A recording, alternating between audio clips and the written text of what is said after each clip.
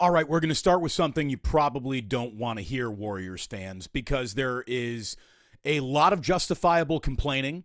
There is plenty to look at and point at and say, what the hell happened there in a one-possession loss? The dissection of what went wrong officially goes to infinity, so we can, go through every moment of the game if you like. We have an awful lot to get into. I really don't care what the Giants do today. I don't care who the 49ers might sign today. Happy birthday, Trey Lance. I'll give him that. But this is a Warriors show today. Welcome to the Damon Bruce show here on Damon Bruce Plus. It is good to have you here. We have quite a bit for you. And you might not want to hear this, especially if you're a pissed off Warriors fan who knows that sure, you can win a Game 5, and then you're going to basically have to trust the basketball Illuminati to get you now a win down in L.A. to force a Game 7. The Warriors are in position where they need to win 3 in a row here. And if they do, it will be one of the greatest stories ever told about this dynasty.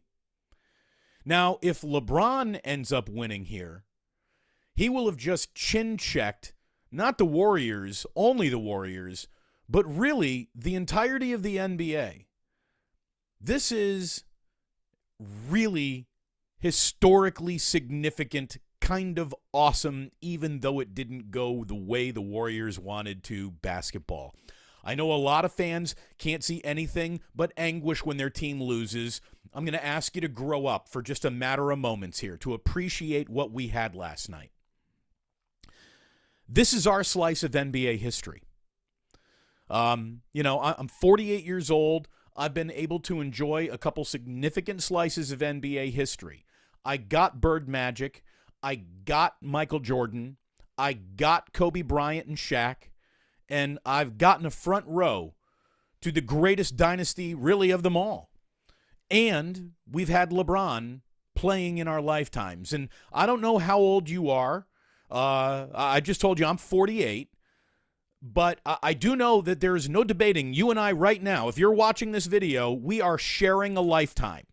And I don't care how old you are in your lifetime or how young you are in your lifetime, what you're getting right now, even though the Warriors did not win, is absolutely historically significant and spectacular. No matter how it ends, folks, this is a major slice of history.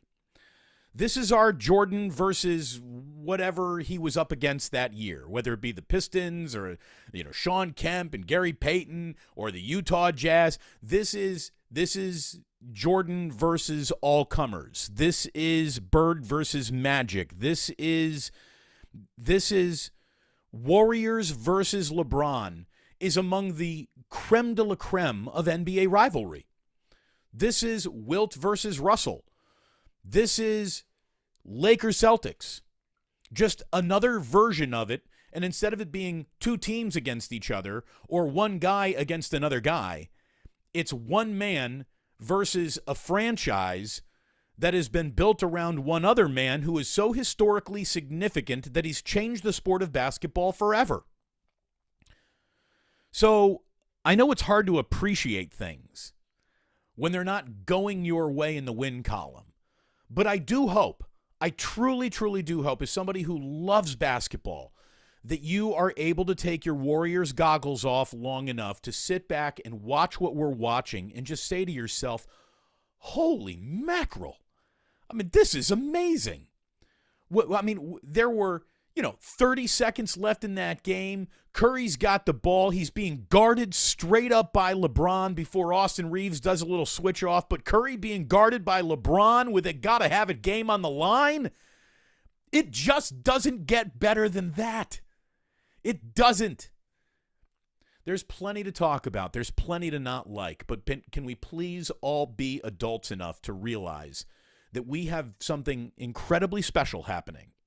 And how it ends, no matter how it ends, history will have taken place. LeBron has either made one of the true great statements here at the end of his career, or Steph Curry and the Warriors have as unbelievable a chapter written into the back end of their dynasty as any other chapter of their dynasty if they can really come back here and win this sucker in 7. No matter how it plays out, we're watching history play out. And I appreciate it. I hope you do too. I really do. Remember, this is a Lakers team that started 2-10. Remember, this is a season where smart, well-read, well-thought, non-screamer sports media figures talked about maybe it's time to trade LeBron. I mean, do you remember the trade LeBron conversations? They were being had. And here he is, on the verge of looking at the Western Conference Finals with a team that was rebuilt around him on the fly when LeBron just stopped being a GM and started being a superstar again. Hurt foot or not, things have gone very well. You probably weren't expecting the Lonnie Walker game last night, right? I wasn't either. Can't believe that all happened. The Warriors need to win 3 in a row. I went back and looked through the regular season, by the way. They won 3 or more games in a row, a grand total of 6 times this season. That's actually more than I thought it would be, because that's how up and down and maddening this entire year was, and all the maddening aspects of this year were on full display in the defeat. Look, maddening aspects of this year have been on full display in wins. That win over the Sacramento Kings where Steph Curry nearly had his Chris Webber calling a timeout moment. I mean, that is something that you wouldn't think would happen to a team this experienced, this, long in the tooth, this good, this successful, for them to just regress massive, massive things. And I'm not talking about Jordan Poole here. And we'll get to him in a second. I'm not talking about Jonathan Kuminga. We'll get to him in a second. We do need to talk about Andre Iguodala, who has proven to be one of the biggest wastes of space in the history of an NBA roster. What a mistake it was to have that guy around this year, and I will make the argument for that, and I don't want to hear about a single word that, well, Andre provides a lot of leadership. Fuck Andre's leadership. You need a player. You need a perimeter defender. You don't need a clapper. Can Grandpa Iguodala go now that it's got to win or die time? Can he give the Warriors anything now? Maybe Steve Kerr can put him in the starting lineup. When you lose by 3, everything can be dissected down to the eyelash. Or you can say there was a harbinger of what would happen right in the first quarter. To say that the Warriors threw up in their own mouths and vomited all over themselves is not hyperbole. I'm not being, a descriptor here. That actually happened. Gary Payton played a possession with a mouthful of vomit. Credit to him. That's kind of impressive. It really is. But he had to run off the court and spit it out in the tunnel. Could have run over to the bench and spit it into a towel, I'm guessing. But, having to run around a basketball court with a cheeks puffed out like a squirrel storing nuts for the winter, just because you got a mouthful of vomit? Like, I know this isn't the NHL. We don't give players of the game, but Gary Payton deserved a player of the game right there. Gary Payton did. It was obviously not a good night, though, for Warriors role players. To be completely honest, it wasn't a very good night for Warriors Hall of Famers not named Steph Curry, and I see that already, we're going with the people who hate basketball seem to be in charge of covering basketball, at least in charge of social media conversations, which is why you need to get off of social media and just join me over here on the Plus and subscribe to the podcast. And this is where you need to come and get your sports, because the amount of just bullshit cocksuckers out there who are just ruining basketball by not even knowing how to talk about it, yet they're the ones framing the conversation, is ridiculous. Steph Curry is now 0-12 in his playoff career on potential go-ahead shots in the final 45 seconds of the fourth quarter. That is an inglorious stat to attach to a truly glorious player. It's very much cherry-picking because there's an awful lot of games where Steph Curry was so freaking good in them that he wasn't even on the court and there wasn't even a game to be had in the fourth quarter. So that's very much a cherry-pick stat to make Steph look bad. Steph, again, didn't have a great night. He did sort of throw the ball away over his head while he was on the ground with no one behind him to officially kill any shot of coming back. Maybe he thought someone was there. Maybe it was the force that knocked the ball out of his hands at the end. I don't know. But, man, Steph had a triple-double last night. So pardon me if I dare suggest that he wasn't the biggest problem. The biggest problem were the other two future Hall of Famers. Klay Thompson now doesn't even set his feet to take shots anymore. He's only happy when he's fading to the right or left. He took 2 terrible shots in terrible moments last night. Bad shots for even Klay. You can say that Steph's final shot wasn't a very good shot, but, you know, Steph does have from the parking lot ability, so we'll lay off on that. Draymond Green, in a critical gots-to-have-it possession, dribbled way too hard to the basket, didn't go to the basket, but left his feet and threw a ball to Anthony Davis, which Andrew Wiggins was nice enough to go ahead and turn into a jump ball, but that's what, you know, was pissed away over Curry's head. You had Hall of Famers rattling. The Lakers have 2 Hall of Famers who didn't rattle, and maybe 3 now that Lonnie Walker's in the club. I'm kidding, of course, but Lonnie Walker, guy does nothing all game. He wins the fourth quarter. Little sip of coffee today. We got a lot to get into. I know the chat is already booming. We will certainly get into an awful lot of chat when we get to Club Plus. But real quick, let me just go through a couple early here. Adrian says Klay waited 12 years for his chance to play his childhood team growing up and does the biggest faceplant I've seen from him. Look, Klay is averaging 20 points per game in the postseason. Klay basically got you 20 a game in the regular season. Klay will get you 20, and that comes with an awful lot of on this night he had 35, and on the next night he had 15. Klay did not sleep well last night. He had a bad game. This is who he is, though, now.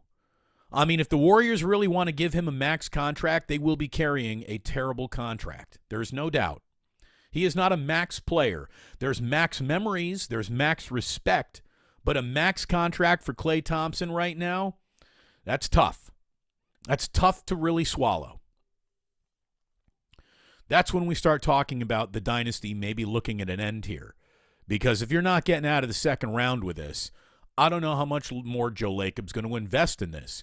And, oh, by the way, I can't wait for Jonathan Kuminga's agent to request a trade over the summer. That guy has been forgotten about. I'm getting ahead of myself.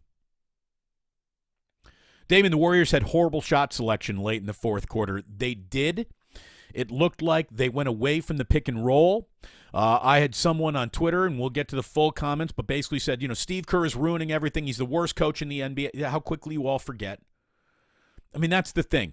We all knew that the dynasty would end. You didn't actually think that this would go on forever. To turn around and be angry that the Warriors are getting old as they're old is a little ridiculous. To pretend that Steve Kerr now does not know what he's doing is a little ridiculous. You can criticize a man in a moment without trying to redefine what he has meant.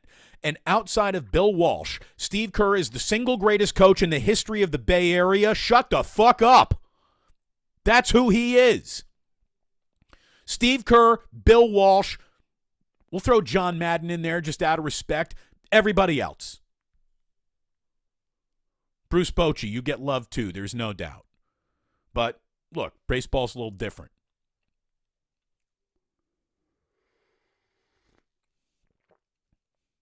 When you're talking about Steve Kerr, you go ahead and criticize him. He's a big boy, he can take it. But you put respect on that man's name.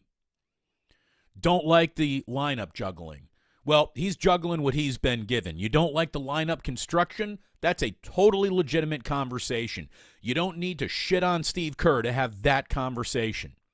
Did they go away from the pick and roll, something that was working effectively in the first half? It did look like that. But is that Steve Kerr saying take the pick and roll off? Or is that his Hall of Famers, his future Hall of Famers, and a cast of characters around them that just simply are not executing? I don't know.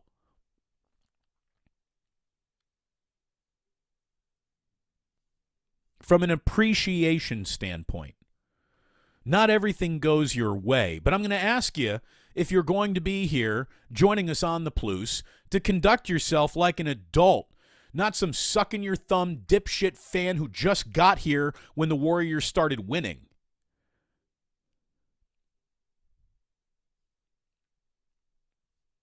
somebody asking me, Todd, what are your other thoughts on other playoff series? You know, we will get to them tomorrow. I love Jimmy Butler, the Miami Heat. How about them? The New York Knicks are not quite ready for prime time. I'll tell you right now, if you're pretending that either Julius Randle or Jalen Brunson can be the best player on your team, those guys got second best player on a team written all over them. So that's a problem there.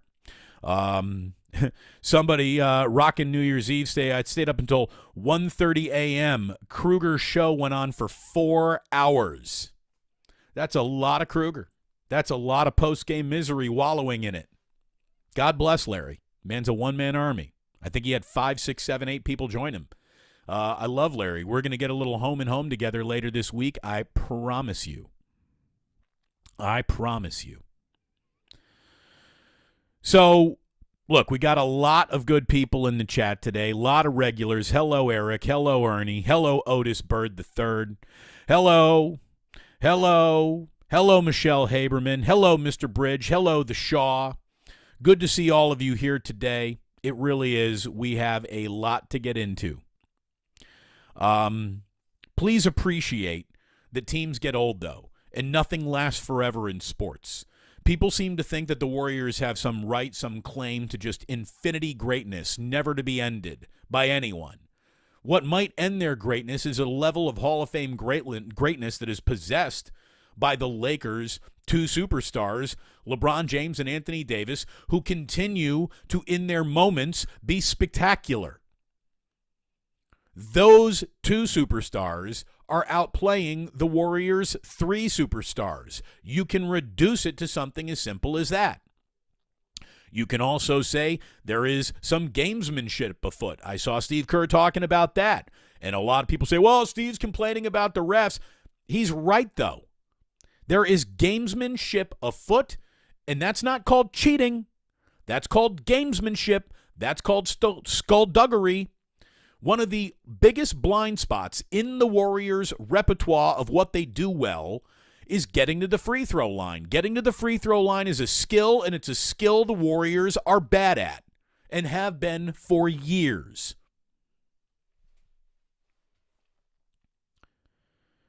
What every single fan in the world, though, got last night watching that game was just one of the all-time great chess matches you'll get in your life. Now, if your favorite team didn't win it, don't look at that and say, well, I don't like chess. Last night, you had a bona fide, one of the great offensive players in the history of basketball in Steph Curry going up against 2 defender supremes in Anthony Davis and LeBron James. What a show. You know, it wasn't perfect basketball. Neither of these teams had the capability to be perfect. They're not in their primes anymore. We're watching old champion prize fighters try to duke it out in the middle of the ring one last time.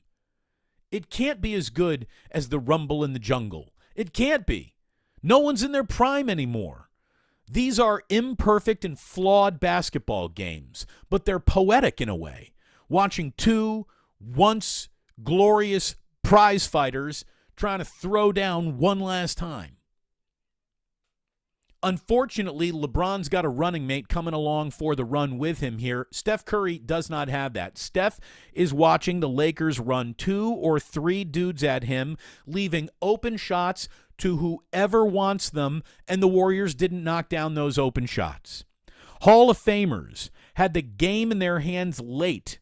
No buckets from the guys who make buckets, and a big on-court mistake from the guy who talks about how massive his basketball IQ is. Draymond, you can't leave your feet there. Curry obviously doesn't have a great shooting night. He finished 3 for 14. That's not the night he wanted from downtown, but he does have a triple-double. Missed that step-back 30-footer after missing an 18-foot jumper. He missed 2 shots in the last 25 seconds that were huge shots. Clay finished 3 for 9 from downtown. He missed big threes with 2:15 and 1:41 left on the clock. Again, he didn't sleep well. He can't be happy with the way that he's playing right now. Draymond Green, he left his feet, again, threw away a ball that turned into a jump ball. That right there was a miracle in and of itself. Heads up Andrew Wiggins, but then that ball goes into Curry's hands. It goes over his head to no one, and basically right there, the game is over. Nobody else did damage on wide open threes because, Curry got so much attention. He got so much attention last night. And no one else could do a thing. Wiggins going 2 for 6, missing 3 totally all-alone buckets in this game. Above the break, they're officially daring him to let it go. Wiggins in the corner, that's a shot he hits. Wiggins above the break, good luck. You got about a 25% chance that's going in. At least that's the way it feels. Jordan Poole, 0 for 2 from downtown. More on him in a second. JaMychal Green, that gimmick is officially over. 0 for 2, wide open from the corner. Draymond, he was 0 for 1, wide open 3. Is it ridiculous to criticize Draymond missing an open 3? Sure, but, you lose by 3 points. He hits that shot. Warriors are at least in overtime last night. They could have been better from the free throw line. They actually outscored the Lakers in the paint. That was so weird about that game. Very, very weird game. But again, I had Chris Manning, who works for NBA 2K. He's a resident Lakers fan, and he said, man, that pick and roll, both those teams going at each other last night, what a dance it was. What we watched was the best offensive player versus the best defensive player, and it's near historic watching that matchup. The Warriors had Hall of Famers catch L's last night. They haven't caught any L's as bad as the one that they caught last night, all things considered. The 2 L's that they caught in L.A. were devastating.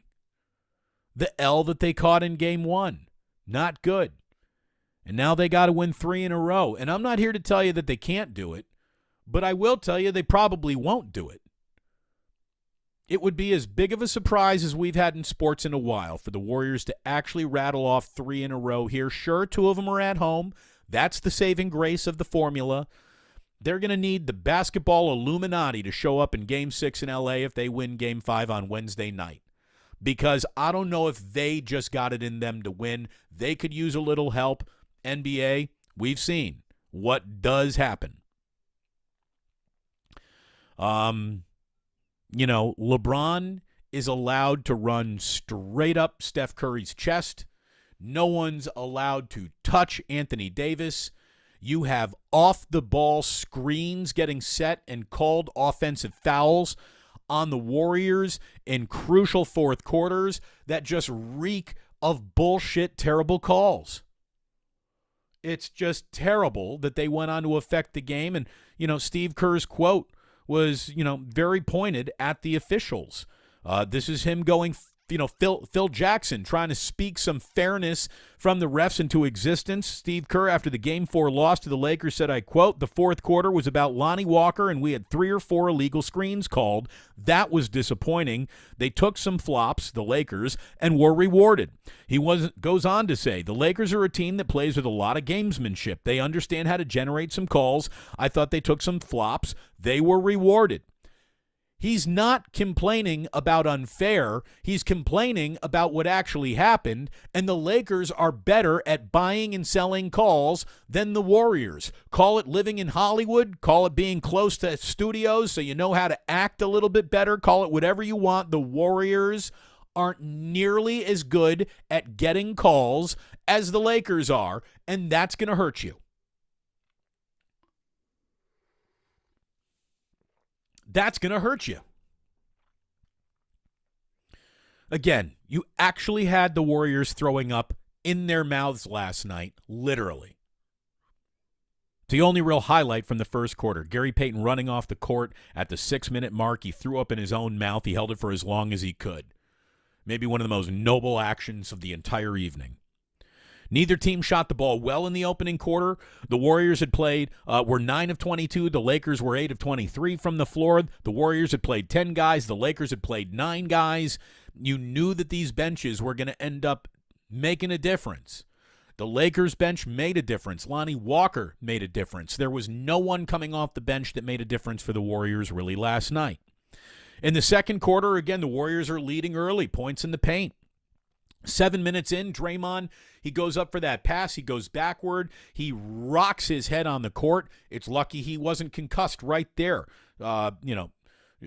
Gold medal for him for being tough enough to stay in that game. A lot of guys probably would have walked off. Anthony Davis probably would have walked off. He stuck it out. Anthony Davis in the second quarter, he's got 19 points, 14 of them in the second quarter, so he's having a good first half. Curry, again, he's off to his good night, 17 points, 12 of them coming in the second quarter. He finished right on AD's chest for an and one. That was impressive. Peyton and Moody did a pretty damn good job checking D'Angelo Russell early. D'Angelo Russell had 4 points and 3 assists in the first half. Golden State ended up finishing that first half on a 14-6 run, and the Warriors were up by 3 at halftime. Third quarter turns into a quarter of runs for both teams. There wasn't an awful lot of you get a bucket, I get a bucket, you get a bucket, I get a bucket. It was streak, run, basically. Warriors go up 8 on a Clay 3 after a brief bricklayers convention opened up that third quarter. You got an Austin Reeves bucket, followed by LeBron's personal 5-0 run that ends with him finding Austin Reeves in the corner, so there's a 10-0 run for the Lakers right there. Timeout Golden State. Then you get a Golden State burst, a Peyton bucket, a Peyton bucket, a Peyton 3, a Curry layup, so now it's Warriors by 9. Timeout LA. Poole has 0 points, though, in 10 minutes. He hot potatoes a possession away. And when Curry, who was resting, gets put right back in the game, you could just see, Jordan Poole's leash get tighter, and rightfully so. He was awful last night. Again, if Poole isn't scoring, he is worthless. Worthless. If he's scoring, he has value. If he's not scoring, he's worthless because he's among the biggest defensive nothings in this league. At the end of that third, it's a 10-2 LA run. Curry then gets it back to 6 on a layup. 90 seconds left in the quarter. Warriors lead by 7. Curry's a rebound shy of a triple-double. LeBron, it's weird. He's minus 21 in 31 minutes, but he is 21, 7, and 3 at that point. Weird night in the plus-minus for LeBron. Again, so the Warriors are leading 84-77. Going into the biggest 12 minutes in the series, and all of a sudden, as was prophesized, I guess, it's Lonnie Walker time. Lonnie Walker the fourth goes the entire game doing nothing. He gets cooking in the fourth quarter. Clay does nothing in the fourth quarter. Lonnie Walker is like a Kevin Durant, Devin Booker level bucket all of a sudden in the fourth quarter. Curry picks up his 5th as LeBron ran right through Steph Curry. The Lakers led 102-101. Reeves goes over Curry's back for a rebound. It's Warriors ball. Missed shots by Curry. A free throw now has the Warriors down 3 with 15 seconds left to play. Draymond brings the ball up the court. He leaves his feet. He throws the ball basically to AD. Wiggins does a great job forcing the jump ball there, but precious time is just evaporating. Wiggins actually wins that jump ball over Anthony Davis. Curry's got the ball in his hands for a moment. He's falling down, and the force of the fall, or he thought he had a teammate behind him. Curry throws the ball over his head, or centrifugal force makes the ball go over Curry's head to no one. Ball out of bounds. 1.5 seconds left. 104-101. Game over. Lakers win. History is definitely not on the Golden State Warriors side. History says teams are 264-13 in a series when they're up 3-1. In the history of playoff basketball, teams that go up 3-1 are 264-13.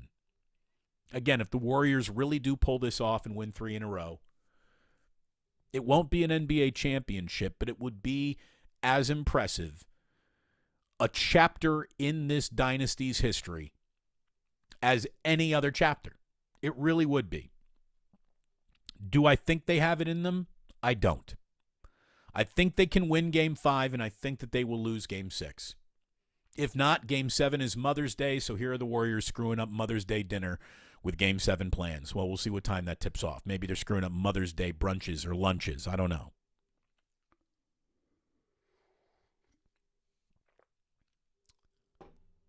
Let me tell you, Jillian has earned one hell of a Mother's Day this year. ESPN stats and info. LeBron James recorded his 146th career 25-5-5, at least in all those categories. 25-5-5 playoff game. That's now exactly twice as any other player in NBA history. Michael Jordan is second with 73 such games. Again, LeBron is number one with 146 of them.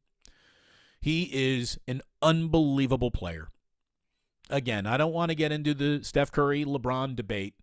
And, you know, Steph Curry doesn't want that debate to be had either because it's won by LeBron. LeBron is the better player. LeBron is, how about this? Steph Curry is the greater evolutionary step in the sport of basketball. He's the greatest small, the normal-sized person in NBA history. LeBron James is... his resume is unapproachable. You know, wherever he's gone, it's equaled instant contender, usually win a finals. Certainly appear in the finals.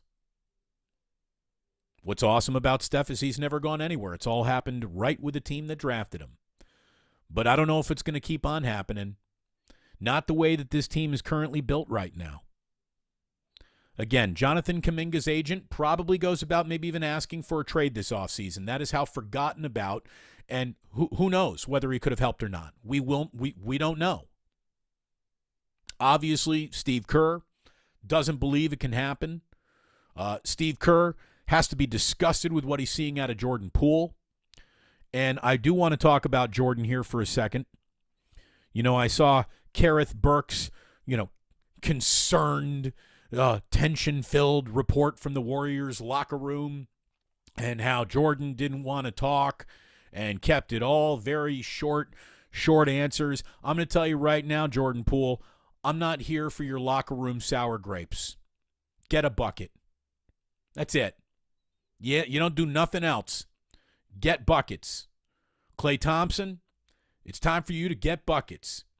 We've seen bad Klay. The Klay Thompson cycle is, oh, everything's great with Klay. Oh, no, something's wrong with Klay. He's a little cold. Oh, Klay's due. Klay did it again. Oh, no, he stopped doing it again. It's the Klay Thompson cycle that at this part of his career is a normal thing, given all that he's been through. Again, Warriors fans might be upset, but to be mad at this is a little nuts. Now, you can be mad at the sloppiness. You can be mad at the fact that, guys who aren't supposed to make rookie-level mistakes and errors continue to make rookie-level mistakes and errors, but it's also not just something that crept up here in the postseason. It's been a regular season problem. This is why, if you had to ask me, who is most responsible for the Warriors not having a good year and underachieving, it might be Andre Iguodala.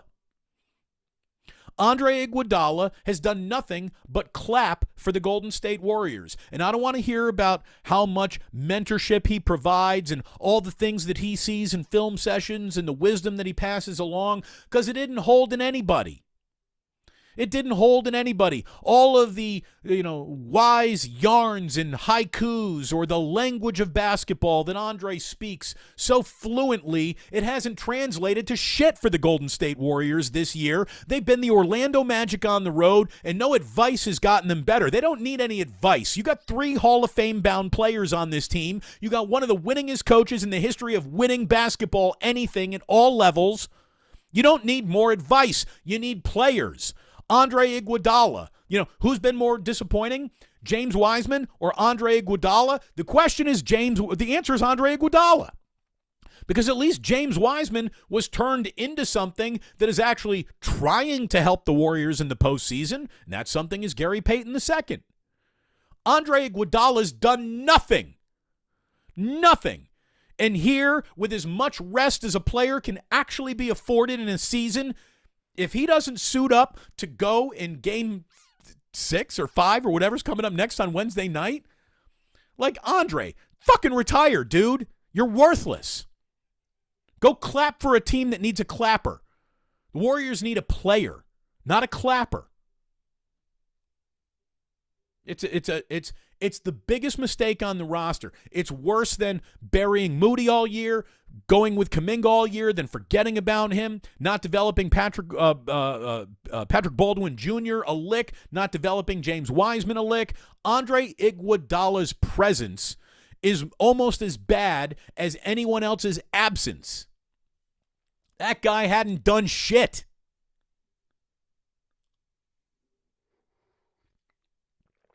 You know, he's a big part of how this all started, and he's going to be a big part of how it all ends.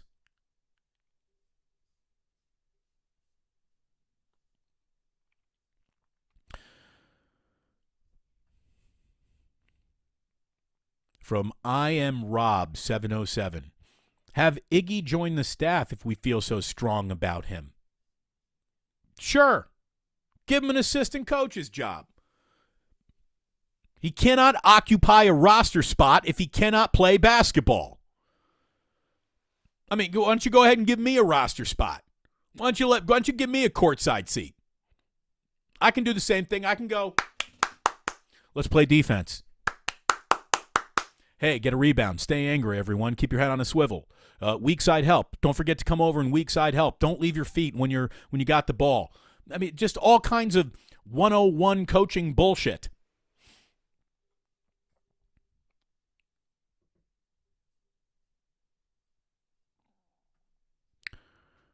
Again, DB, didn't you like Andre Iguodala when he was first signed? Yes, I liked him because he was a player that played for the Warriors when they needed a player to play for the Warriors. Now they need a player to play, and Andre Iguodala is, working on his pre- and post-game outfits.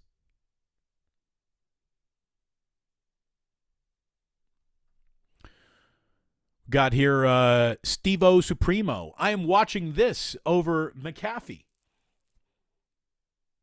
Well, yeah. We know basketball. He knows punting and how to swear. And an awful lot of wife-beater shirts that really work for him, I guess. Look, I'm not here to crap on anybody's success. The guy's really carved out quite a niche for himself. Personally, I really don't get it. I don't get it. It's a fucking punter. Straight up. It's a punter.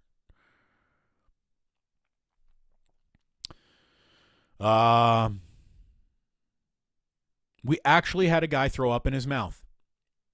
It basically summed up the entire Warriors evening as it was happening. Otis Bird III recognizes what I recognize. For real, though, it's crazy how many people that cover the NBA in some ways might hate the NBA. No conversation could be had without comparing a player to another player. If you are in a conversation with someone about an NBA player and all they want to do is bring up another NBA player instead of talking about the player that you're talking about, exit that conversation quickly because they don't have anything to talk about. All they do is make totally false comparisons. The Warriors lost last night, but what an incredible, poetic game. I mean, so much of what you're watching at the end of this dynasty is playing itself out in real time on a basketball court. The Warriors are getting older quickly, and they're losing their magic. LeBron, at the age of 38, with Anthony Davis, are figuring out a way to hold on to it. And Darvin Ham has done a great job in this series. He really has.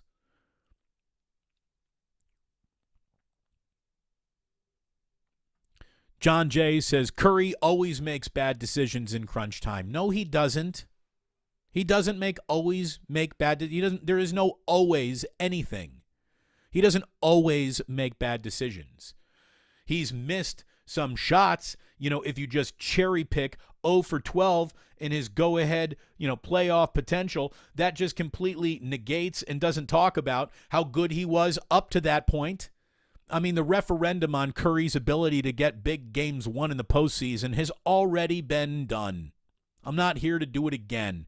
You saw it in the NBA Finals last year against the Celtics. You saw it in a Game 7 where he put up the only 50 in an elimination game in NBA history in a Game 7.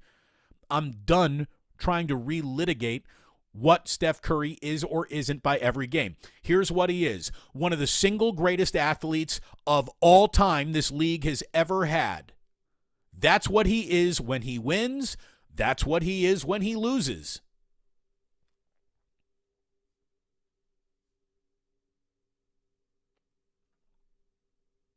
I mean, at least get Andre Iguodala to put a body on LeBron, tape up his wrist, put a cast on him. Exactly. Does he have legs? Can he run? Can he give you 4, 5, 10 minutes and a half? Play him. God. Or I guess you can't have another person who's just, straight up, a non-scorer at this point.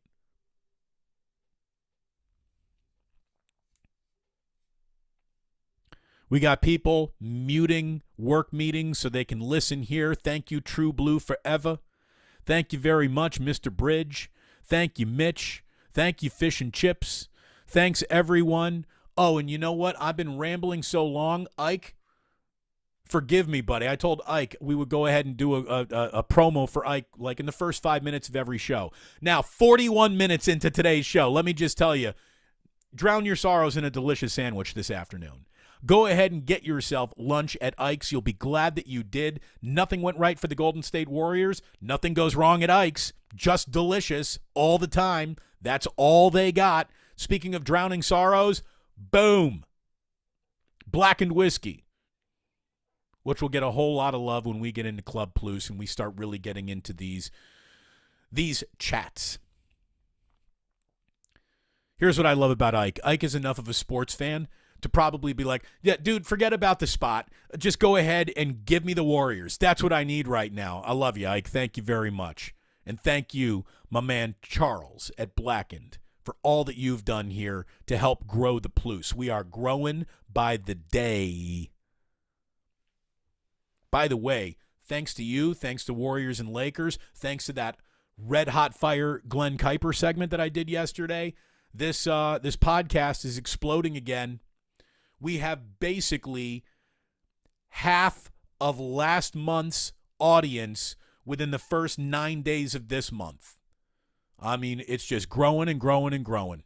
And I thank you for it. I thank you for it. I got just a few other things to get to real quick here at the end of the show. Like I said, I'm sure the Giants are playing baseball today. I'm guessing the A's are also playing baseball today. You go figure it out. And who's pitching yourself? I really don't care. Blackhawks won the Connor Bedard draft. That's good news for the city of Chicago if you like hockey there.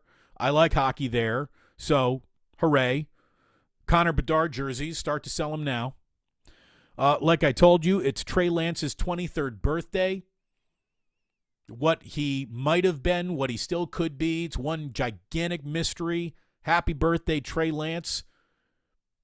Who knows? Who knows what to expect from you now? And there was a passing away of a Hall of Fame basketball coach. Rest in peace to Denny Crum, the Hall of Fame Louisville basketball coach who will historically stuff as much money into a suitcase to get something done as anyone else. But he won. He won big. He was a legend. He was a character. The world is the world of college basketball is less interesting without Denny Crum in it. That's for sure.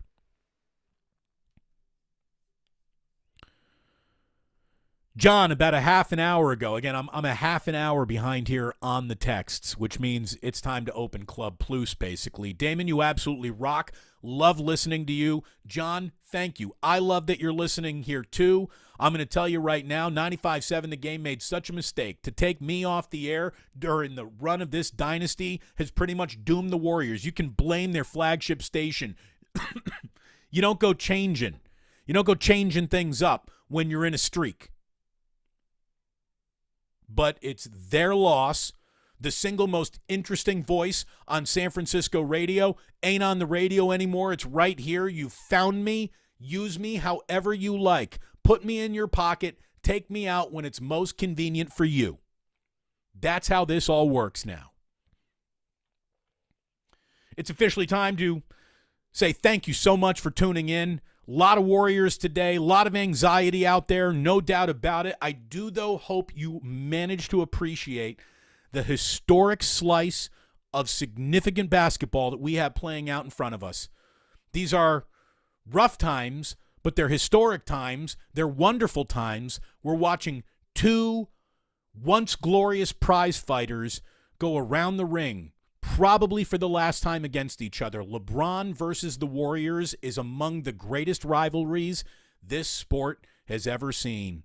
Fish and chips making the jingle jangle. That officially means it's time to let everybody into Club Plus. Thank you so much, Fish and Chips. And here we go with a little Club Plus. Thank you so much for tuning in today. If you're only listening on the podcast, make sure you subscribe to the Damon Bruce Plus channel on YouTube. It is good to have you here. And before we get into Club Plus, I want to remind everyone that sports don't build character. They reveal it. And like that, he's gone. But he's not.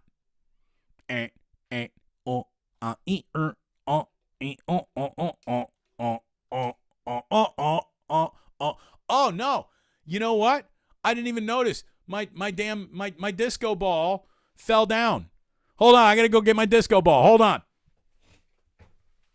I'm a little fat. I got to get behind this desk. Oh, no. Oh, no. Everything went wrong. It's over here. There it is. See what happens when the IT department goes out of town? Everything goes wrong.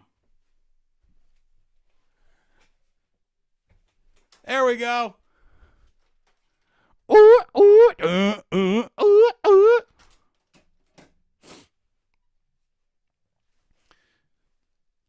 True Blue forever. Please let me know when we can talk some baseball.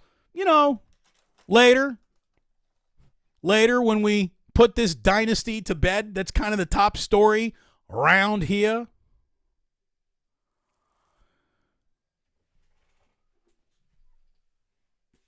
Speaking of drowning sorrows, ayo!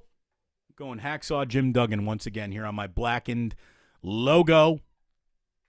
It's delicious whiskey. I was sipping a little bit last night. By the way, the set list on the AMP app was hot fire again last night. I'm going to tell you right now. As always, we start with How to Kill a Radio Consultant by Public Enemy, followed by Run Like Hell from Pink Floyd, inspired by that third quarter of Runs. We went with the Live from Nebworth back in 1990. Yesterday was also Philip Bailey's 72nd birthday. He is the lead singer of Earth, Wind, and Fire, and he is the... He's basically part of one of the great duets of all time. Philip Bailey and Phil Collins, Easy Lover, such a good song. Played that. Let's Groove by Earth, Wind, and Fire. Played that. Played Diddy by Paperboy. Look it up, kids. Big Bank, because that was a big game to put in the bank last night, by 2 Chainz, YG, Big Sean, and Nicki Minaj. Screenwriter's Blues by Soul Coughing. In the Ways of the Scale by X-Clan, because the scales were definitely tipped by that Lakers win. All for One by Brand Nubian, and while the Knicks are still alive, and they probably won't be alive for much longer, we're ending with Tweezer reprises exclusively from Madison Square Garden, and last night's came from 12/30/2017 by Fish, of course. As soon as the Knicks are eliminated, we're going to have a lot more Tweezer replies to officially start playing for you. All right, so let's get into the chat here. Somebody, this is Khalil King, says, we owe LeBron payback for beating us when down 3-1. Let's get these wins. I'll tell you, the Warriors team that we used to watch could do it. This Warriors team that we have watched all year, I don't know. I don't know, man. Again, the team you are at home shows you the best of who you might possibly be. But the team you are on the road is really the team that you are. And you saw when the chips were down, the Warriors regressed into their worst road habits of the year. They regressed massively. And that's who they are. That's who they are now. Golden State Lakota reversed the collapse from 2016. LeBron loses to Steph from 3-1. Let's fucking go. I mean, it would be incredible if it does happen. I don't even care what happens in the Western Conference Finals at that point, right? I don't even care what happens in the NBA Finals. Just coming on back and beating the Lakers would be like its own little mini title. Title for the state of California. Last team standing in the state of California. Mitch says Poole is starting to be the West Coast Ben Simmons. Wait a minute. Jordan Poole was drafted in a position where the fact he's still in the NBA on its own merit is impressive. But Jordan Poole is a huge disappointment right now. You know, he got the big payday and he became a worse basketball player. There's no denying that. There's no pretending. There's no reason. And what I don't like is that immaturity of him not wanting to talk to the media last night. Dude, take your sour grapes, put it in a pipe, and smoke it. Nobody gives a shit. Go hit a bucket. Because if you ain't hitting buckets, you're nothing. You're nothing around here. But look, Ben Simmons was the number one pick in the draft. They come with massively different expectations. So I'm not going to give him the Ben Simmons. You know, Jordan Poole didn't tuck his... Look at it this way. If Draymond Green punched Ben Simmons would still be on a therapist's couch crying his eyes out somewhere. At least Jordan Poole was tough enough to get through that. He better be tough enough to get back into this series because the Warriors aren't going to do nothing without him. I'll tell you that right now. He needs to get back to dropping 20 a game in the next 3 games for the Warriors to win 3 games in a row. But if he ain't scoring, he ain't helping. If he ain't scoring, he ain't helping. Again, Steve, fuck the cheating Lakers. They're not cheating. They're smarter than the Warriors. They know how to buy calls. The Warriors couldn't buy a call if it were on sale. They couldn't. They couldn't. They can't do it. They can't get to the line. They can't buy a call. They got a superstar who, no matter how many times he's knocked down like a bowling pin, can't get a call. You know, the Warriors need a little basketball Illuminati, as my friend Ben tells me. Blackened. You're going to need a bottle whether the Warriors win or lose. Blackened whiskey. I love this sign. I love this sign. I do. I love it. I love carrying it. I'm going to put it down right now, though. So I can concentrate here on a very angry today chat room.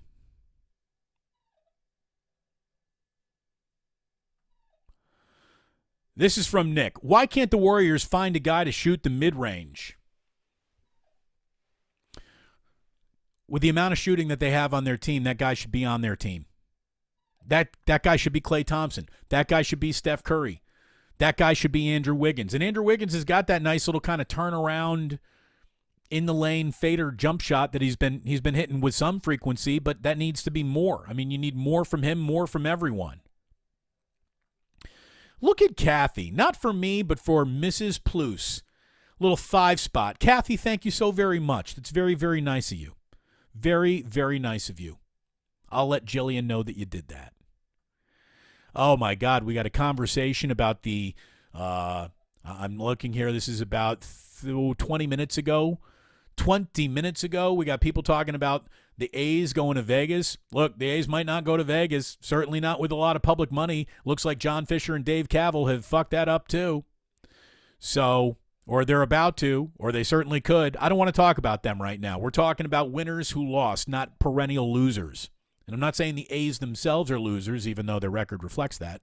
The man who owns the team is the biggest loser in the history of owning Bay Area anything. I'm not talking about them right now. I don't care about them right now. This is from Rick. It says, Damon, question. If Golden State had kept Otto Porter somehow on this team, would we be seeing a different result in these playoffs? Maybe. I mean, maybe. Otto Porter was good. I liked Otto Porter. You liked Otto Porter. But keeping him around ain't going to do it. I mean, to me, Otto Porter is not the difference in Jordan Poole vanishing and regressing massively, and Jonathan Kuminga being unplayable, and Andre Iguodala forgetting how to walk upright, and Klay Thompson just losing his footwork discipline. Klay Thompson used to be the most textbook up and down, perfectly square to the basket jump shot. Now this guy is fading all over the place, leaning all over the place. I don't get it. I don't get why Klay Thompson is seeking bad shots for Klay Thompson, but he is.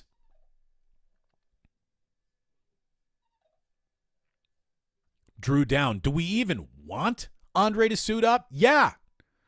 I mean, I saw that guy work on LeBron and win an NBA Finals MVP. Now, does he have that left in him? Probably not. Probably not. Definitely not. If he jumps to, for one dunk, one layup, it could be the rest of his career. But his career is over anyway, so go give the very last of whatever you got. And go out on your shield. Not just looking at it. It's all Andre Iguodala has done nothing but look at basketball this year. Just looking at it. Not helping at all. R.I.P. Cougar Rebel. What about Anthony Lamb? Why did they keep him? Again, I don't know.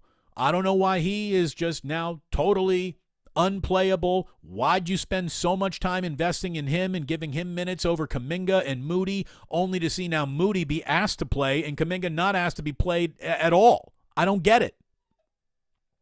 I don't get it. Can you match Andre's wardrobe? No, I can't, Drew. The man is well-dressed. Mitch calls him. He is the tambourine player of the Golden State Warriors. Yeah, basically.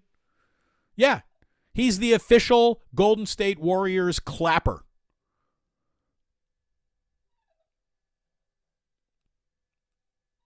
I'm not trying to pick on anyone. I'm just telling you, the Warriors need a player that Andre Iguodala hasn't been all year.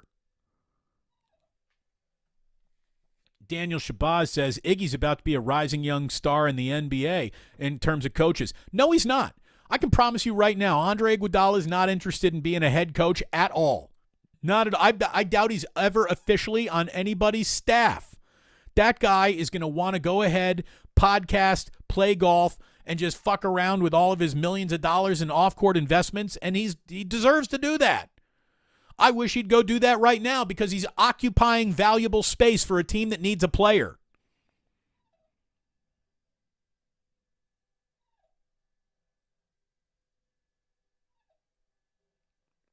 I'm reading, I'm looking, good stuff.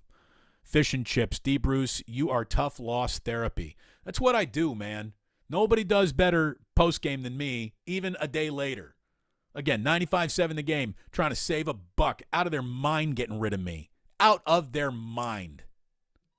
You need me on that wall. You want me on that wall. Yosarian. Thank you so very, very much. Talking a little association, must watch YouTube. Everything I do on YouTube is must watch, baby. Everything. As by the way, we cross into an hour here today. So much for short attention span theater. But like I told you, there will be days when we don't have much to talk about, and I won't waste your time. There will be days when we have an awful lot to get into, and we will proceed accordingly in those moments. Thank you very much to V. Hughes, who slips into that super chat for a 10 spot. I appreciate that very, very much. By the way, I noticed that we are now eligible for memberships. Ooh. What does memberships mean? I'm going to have to figure that out. I mean, I'll tell you what. We might go ahead, open some memberships, like $25 gets you the year, and we will do our own little thing where with members, we will just hang out and smoke ganja together. We'll do it in person. We'll do it in my backyard. We'll do it in real time. We'll do it online. I don't care. We'll just hang out. Put it in the air. Little in-the-air therapy. Cole Dickinson says that Tim Kawakami hinted at major shakeups if they don't make it to the Western Conference Finals. Yeah, I mean, look at it this way. How many that might be the worst contracts in the NBA are you allowed to really carry? Because Draymond, if he were to take a big extension and get renegotiated with, that's going to turn into a bad contract.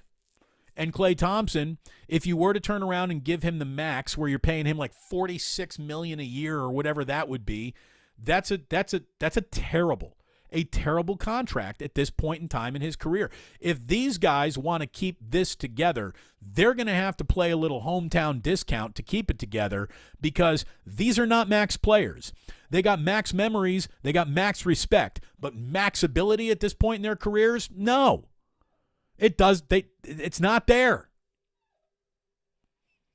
We're catching up in real time to the very late Ikes and Black and Dad. Love Ikes. Thank you, Yosarian. Ikes indeed. Oi, oi, oi. Go Ike. Go Ike indeed. There you go. Ooh, got my Ike's coupon 2 weeks ago. Didn't even know it till yesterday. Yeah, if you signed up for a free sandwich that first day we were running a little contest, chances are Ike gave you one. Check your Ike's account right now for that sandwich. It might be there. Digital Drew, going cliche, but cliches are true. One game at a time. And that's it. I mean, here's the thing. Warriors, they'll be favored in Game 5, and they'll probably win it. The question is, what about Game 6 in L.A.? That's the real hurdle. You're going to have to go back to L.A. You're going to have to win on the road. And that, can you win 3 Game 7s in a row? Steph Curry's got to go thermonuclear for that to happen. Or somebody's got to join the ride. And nobody's been willing to join the ride right now. Steve taking a ride to Ike's. He says he's going right now. Are Ike sandwiches allowed in? Absolutely they are. They're preferred, as a matter of fact. It'll get you right to the front of UNLV. Or, excuse me, right to the front of the line in Vegas. Speaking of Vegas, there's an Ike's in Vegas next to UNLV. Thank you, Stephen. They're everywhere, man. He's approaching 100 stores. You might need to go ahead and pick up 100 bottles of blackened whiskey to get you through the rest of this postseason. Todd says, rest in peace, Denny Crum and Vita Blue. Indeed. 2 legends. 2 childhood legends passing away.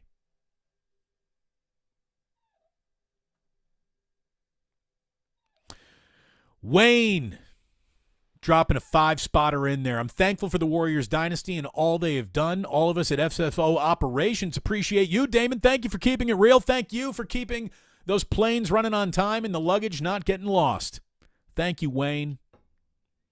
Shout out SFO Operations. Shout it out.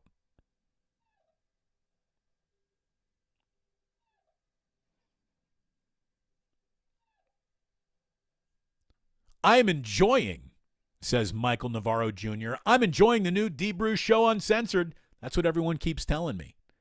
That's what everyone keeps telling me. My boy, the official brother, McBride, called me the other day, and this is before he even heard the Glenn Kuiper segment, and he said, look, man, I got to tell you, we used to sit around on my couch in Bristol all those years ago talking about the show you wanted to do, and you're finally doing it, Damon.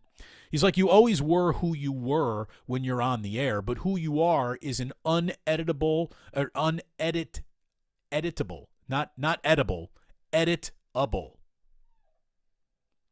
You shouldn't be edited. You shouldn't be under FCC broadcasting restrictions. You're more interesting when you're not. This is the real you. And I got to tell you, I feel like since coming over to YouTube, I've done some of the best shows of my career. I really do. And that is the feedback that you're giving to me as well. Shaw dropping a little feedback. A 3-spotter on me. Thank you very much. I appreciate it. Pair character stretching his arms forward, raising his thumb up. Oh, that's the actual character that you bought there? Cool. Thank you very much. I appreciate. Get your super stickers. So here's the thing, I'm running the show on a system called Restream. I can't see the YouTube chat stickers pop up, but I'm glad that you're enjoying them. People love stickers. Kids love stickers. Adults love stickers. Steven, please talk baseball. We'll get there. Drew Down knows what's up. That whiskey is so damn good. It really is. It really is. Skills report. Some guy on Twitter responded to Damon saying yesterday that he didn't care who was offended by his show with a legitimate, I'm offended, that's how you feel, or something like that. Yeah, I mean, I'm not here to hold your hand through adulthood, and no one has the right to an unoffended life. I'm offended. Nothing could possibly interest me less in what does or does not offend you. If you don't like the show, turn it off. If you like the show, hit that like button and click subscribe. It's that simple. You're not going to stumble upon me unless you click on me. This isn't just I was scanning the radio dial and your voice showed up and molested my ears. You got to come and find me. You don't get me without clicking on me. So it's your fault at this point. All right. 10 minutes ago. We're getting caught up here. Nick J says, Damon, just got here. The Dubs are done, or are you holding out hope? Look, they get house credit, but that house credit is really not extended for any other reason than warm and fuzzy memories. All the data points of this season say this season's about to end. Can the Warriors summon back for 3 games in a row the glory days? I don't know if they got that in them. Don't know if they got that in them. We're about to find out. Daniel, great taste. Good call on Easy Lover by Phil Collins. It's such a great song. It's such a great song. Like, it's unstoppable. That's how good of a song that is.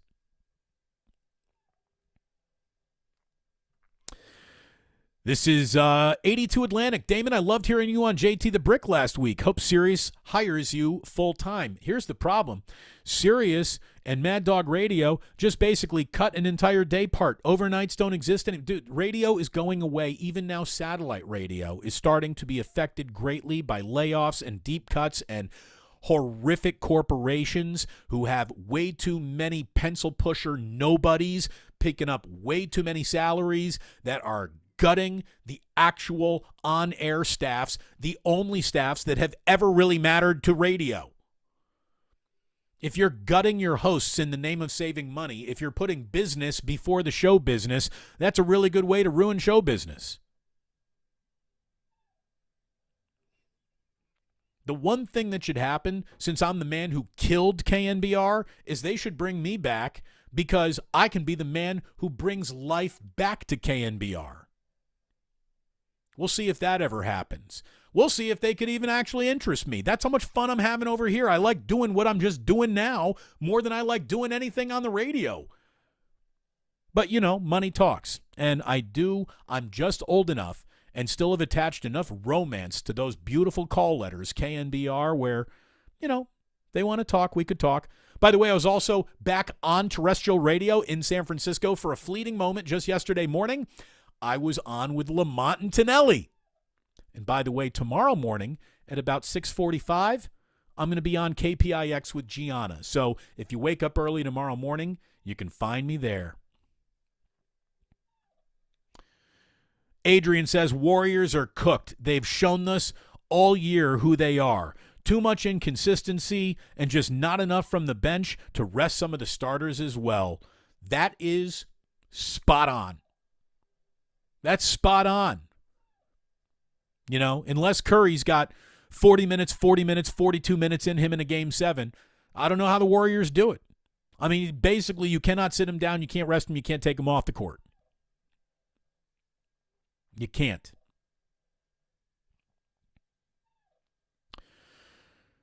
We are approaching the back of the club here. We got plenty of time.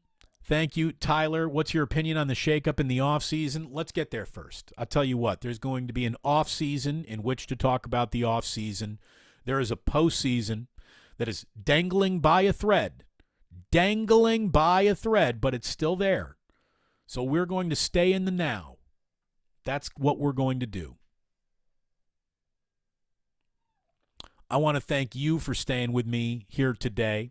This was a long one today. This was one that was needed to be a long one today. Somebody said, Damon, fire up that patron. What about a cool smoke sesh? Oh, look at this. Blaze it up, D. Bruce. Ganja jar. Puff, puff, pass. People are liking the idea. How about this?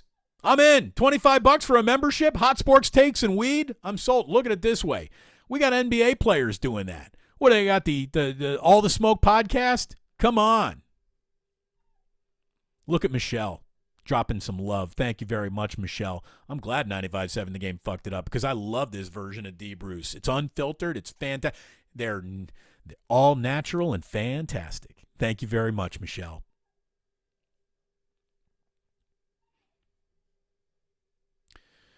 Look, we're doing a lot of good things here. We're doing a lot of big things here. We're continuing to grow this bad boy.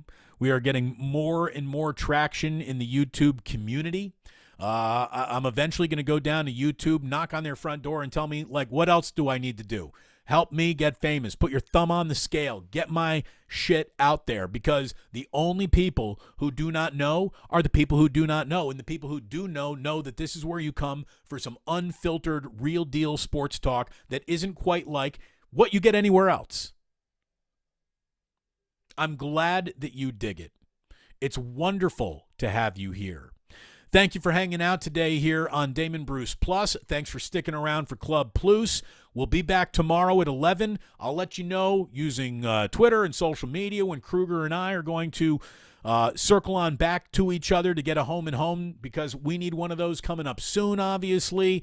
Wednesday night, I'll be going to the game, but I will be doing Wednesday night postgame, not on the AMP app, but right here on YouTube, so you can plan for that, because it's no joking around time. The greatest postgame host the Warriors have ever had needs to clock in and do shows on YouTube. I know that, you know that, and I'm glad that you know that, because it's good to have you here.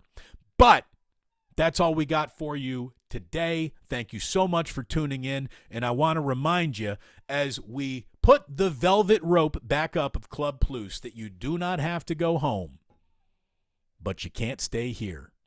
Thanks so much for listening. Have a great day.